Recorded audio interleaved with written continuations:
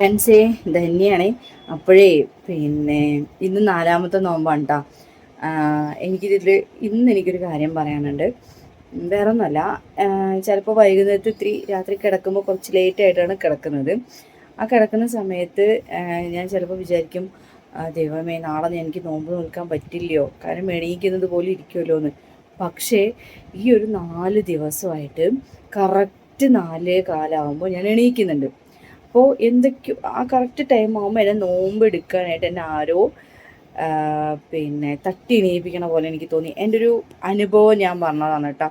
അപ്പം അത് എത്രത്തോളം നിങ്ങളത് ഉൾക്കൊള്ളുന്നു എനിക്കറിയില്ല. പക്ഷെ ഉൾക്കൊണ്ടാലും ഇല്ലെങ്കിലും എൻ്റെ അനുഭവം ഞാൻ പറഞ്ഞതാണ്. എല്ലാ ദിവസവും പുലർച്ചെ 4 മണിയാകുമ്പോൾ, ഒരു 4 മണിയല്ല, 4 to 4:15 എന്നെ ഒരു ഉൾവിളിയാണ് എണീക്കാനായിട്ട്. അപ്പോൾ ഞാൻ പെട്ടെന്ന് ശ്രീകുട്ടി അമ്മ വെള്ളം വേണമെന്ന് പറഞ്ഞു കേട്ടോ. കറക്റ്റ് 4:15 ഇന്നലെ വന്നിട്ട് ഞാൻ എന്തോ ഒരു സ്വപ്നം കണ്ട് കിടന്നു. പെട്ടെന്ന് ഞെട്ടി ഉണർന്നു. സമയം നോക്കുമ്പോൾ 4:15. ഒന്നാമത്തെ നോമ്പുള്ള ദിവസവും അതേപോലെ തന്നെ. ഒന്നാമത്തെ നോമ്പുള്ള ദിവസം ബദ്രിയാണ് വിളിച്ചത്. 2-മത്തെയും 3-മത്തെയും ഇങ്ങനെയൊരു അനുഭവം. അപ്പോൾ ഇതാ 4-മത്തെയും അതേപോലെ. ആ കറക്റ്റ് 4:15 ആകുമ്പോൾ എന്നെ ആരോ വന്ന് വിളിക്കുന്നുണ്ട്.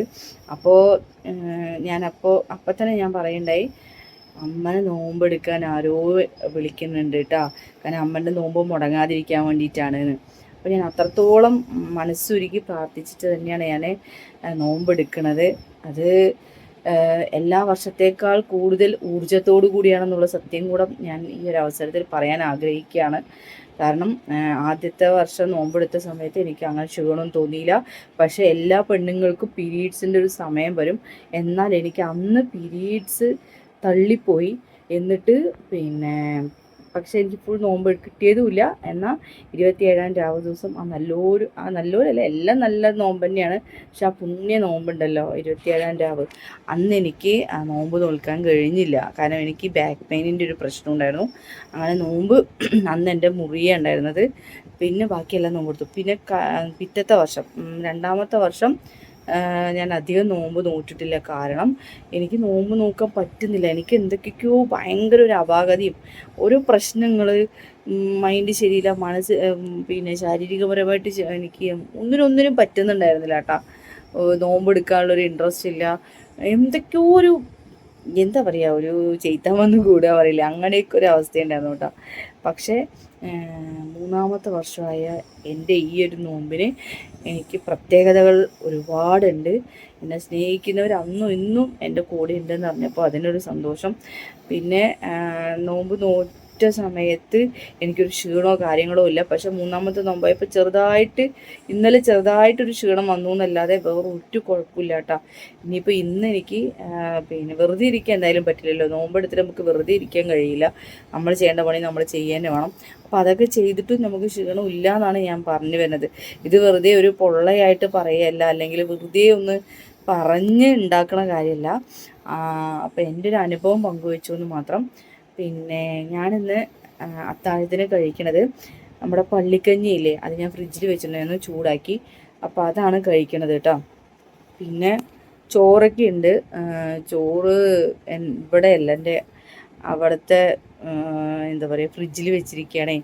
അപ്പോൾ അവിടെ എന്താ പറയുക, രാവിലെ ഇന്നിപ്പോൾ അമ്മയൊന്നുമില്ല. അപ്പോൾ അതിനെ ഒന്ന് ചൂടാക്കി തിളപ്പിച്ചൂറ്റി കഴിഞ്ഞാൽ കുട്ടികൾക്ക് എല്ലാവർക്കും കഴിക്കാനായി. അപ്പോൾ എനിക്ക് ചോറ് വേണമെന്നില്ല. അപ്പോൾ കഞ്ഞി മതി എന്ന് ഉള്ളൊരു മൈൻഡ് സെറ്റാണ്. ഇന്നലെ ഒരു റോബസ്റ്റ് മാത്രമേ ഞാൻ കഴിച്ചിട്ടുള്ളൂ കേട്ടോ. അതാ പറയണത്, ഭക്ഷണം കഴിക്കാതെയും കൂടെ പിടിച്ച് നിൽക്കാൻ എനിക്ക് പറ്റുന്നുണ്ട്. പിടിച്ച് നിൽക്കുകയല്ല, ഞാനത് ഉൾക്കൊണ്ട് മനസ്സറിഞ്ഞ് ഞാൻ നിൽക്കുന്നുണ്ട് എന്നാണ് പറഞ്ഞത്. അപ്പോൾ എന്തായാലും പള്ളിക്കഞ്ഞി കുടിക്കാമെന്ന് വിചാരിച്ചു കേട്ടോ. അപ്പോൾ ഇതാ ഞാൻ ചൂടാക്കിയിട്ടുണ്ട്. അപ്പോൾ ഇത് കഴിക്കുകയാണ് കേട്ടോ. ഇന്നലെ ഒരു റോബസ്റ്റ് കൊണ്ട് ഞാൻ 6:30 വരെ നിന്നെങ്കിൽ അതിനൊരു പ്രത്യേകതയുണ്ട് ആ നോമ്പിന് എന്ന് എനിക്ക് മനസ്സിലായി. അപ്പോൾ എല്ലാവരും ചോദിച്ചു, ഒരു റോബസ്റ്റിയും വെള്ളവും കുടിച്ചിട്ട് നിനക്ക് എങ്ങനെ പിടിച്ച് നിൽക്കും ചോദിച്ചു. അപ്പോൾ എൻ്റെ മനസ്സിൽ ദൈവം എല്ലാത്തിനും ഉണ്ടല്ലോ, ആ ദൈവം എന്നെ കാക്കുന്നു. അതേപോലെ തന്നെയാണ് ഇപ്പോൾ പള്ളിക്കഞ്ഞി കുടിച്ചാലും അതിന് ഒരുപാട് ഔഷധ ഗുണങ്ങളുള്ളതാണ്, എനിക്കിഷ്ടമാണ്. അപ്പോൾ എന്തായാലും ഞാനത് കുടിക്കാം. അപ്പോൾ അടുത്ത വിശേഷം, അടുത്ത വീഡിയോ വൈകുന്നേരത്ത്. Okay, by.